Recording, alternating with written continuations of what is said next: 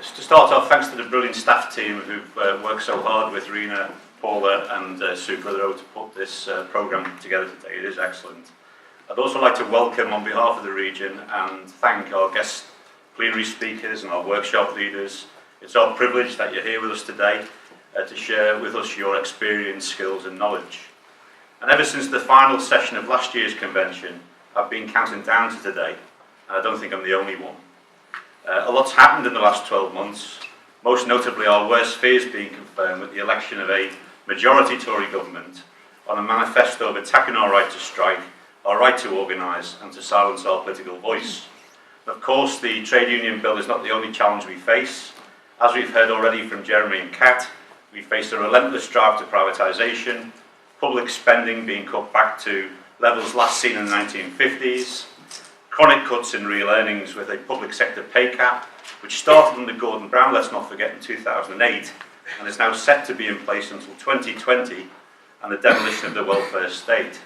All this and more besides, including the radical and rapid restructuring of our public services through devolution and the emergence of combined authorities across the North West.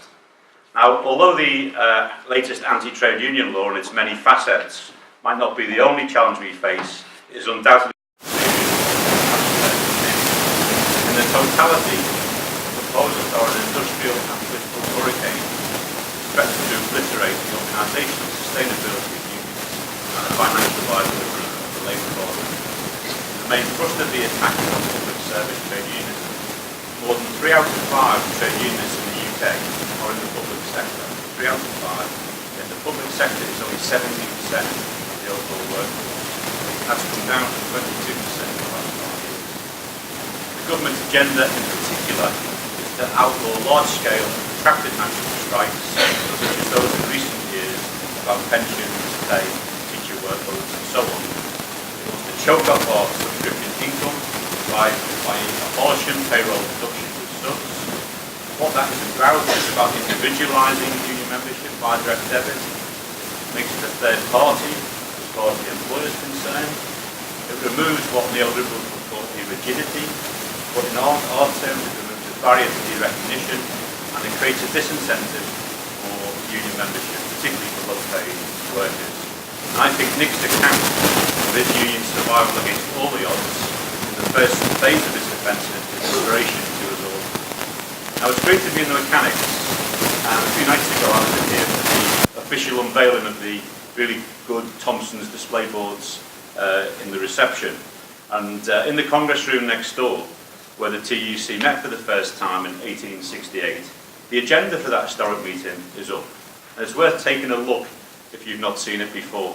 It's not much different the agenda of your last branch committee in some ways. The need for safety inspections, regulation of working hours and so on. But the first item on that agenda, believe it or not, is trade unions an absolute necessity. And when you consider the socio-economic disadvantages that working people and their families in the North West communities face today, that's as true now as it was for our trade union ancestors. But I think the important question that we need to ask ourselves on a day like this is what type of trade unions do we need? What type of trade unions do we need for the future? And this year marks the 90th anniversary of the 1926 general strike. It was not the TUC General Council's finest hour. In fact, quite the opposite. And recently I read a fascinating book about St Helens in the period leading up to the general strike and its aftermath. And I strongly recommend it. It's in print, you can get it online. It's called Industrial Town, a self-portrait of St Helens in the 1920s. It was written by Charles Foreman. 14,000 miners took part in the strike in St Helens and the 7-month lockout which followed. It was a solid strike there. And in the book, a miner recalls the role played by the union. The whole book is oral testimony from workers. And the miner says this: the union could have organised better than it did. All they did was to collect trade union funds. They wouldn't organise workers as a fighting body because it was not beneficial to them. They were handling all the dollars. People weren't interested. They were never given any interest from the leaders. It was always, oh, I'm not going there again. There was a union, but it was only on the cards. Now, I think that describes the type of union that we don't need, given the massive challenges ahead. Does anyone here want the members of our generation to look back and say that we could have organised better than we are doing now? Does anyone want to be in that position? When we're giving oral testimony to a future historian in 2060, 2050? But what type of union do we need? What type of union do we need? Well, I'm only 21.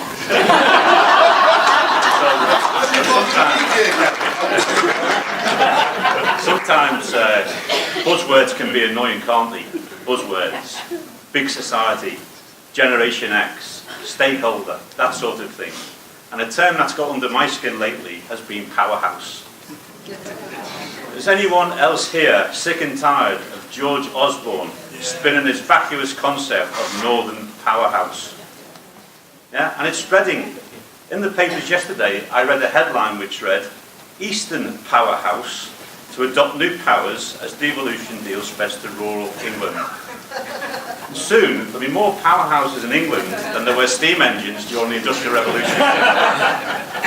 We're at our regional pay seminar the week before last. We had a brilliant presentation from John Hendy QC, and those that were at that will vouch for that.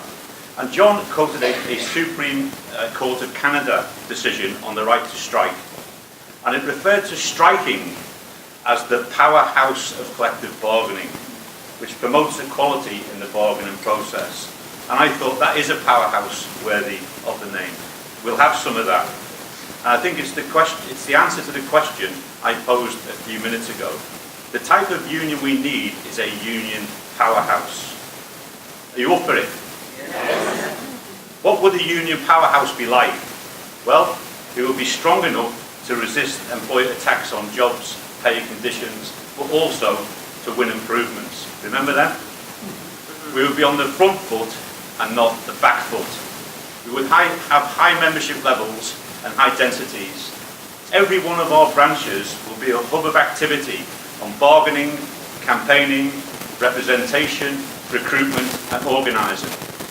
Every branch would be a network of communication, education, organisation and agitation, able to combat the modern corporate messaging of our employers. Stewards would be the go-to people for advice on all workplace issues. We would know who is in the union and who isn't in the union in every workplace. All of our branches would command respect from employers and local politicians. And across the union, we would have a continuous programme of activist development to renew and revitalise our leadership at all levels. Now, I'm sure everyone in this room wants us to build that type of union, and I'm confident that we in the North West have what it takes to be that union. Not George Osborne's neoliberal version of a northern powerhouse that's a paradise for property developers and venture capitalists, but a northern union powerhouse that can deliver real gains for our members and their families here in the North West. Now, we've shown what we can do. How many people here were on that demonstration in London 5 years ago, March the 26th, 2011? Who was there? It was the high watermark, I think, of our resistance to austerity. Bit downhill since. But since then, as you all know too well, we've had 5 years of unremitting austerity, and we've lost thousands upon thousands of jobs. Yet in those intervening 5 years, 109,000 public service workers have joined UNISON in the North West. 109,000 have joined. Over half of our current members have joined in the past 5 years. It shows you the churn of public service employment under austerity. And every year, we've had at least 20,000 new joiners. And that's more recruits in this one region that all but the 4 biggest unions recruit across the whole UK in a year. That's what we can do here. That's what you are doing. And this year alone, we've recruited over 4,000 members in the first 10 weeks of 2016. So we've been doing very well on recruitment, and we should celebrate that. But we have to do well on recruitment as a minimum. The truth is that the workers we represent are poorer and less secure now in their jobs than they ever were. They need effective union organisation now more than ever before. And the challenge for us here is to mobilise our activist base to build an even stronger union. And that's the main objective of Skills for Strength 16, and I hope you have a great day at this convention. Forward to the union powerhouse. Thank you.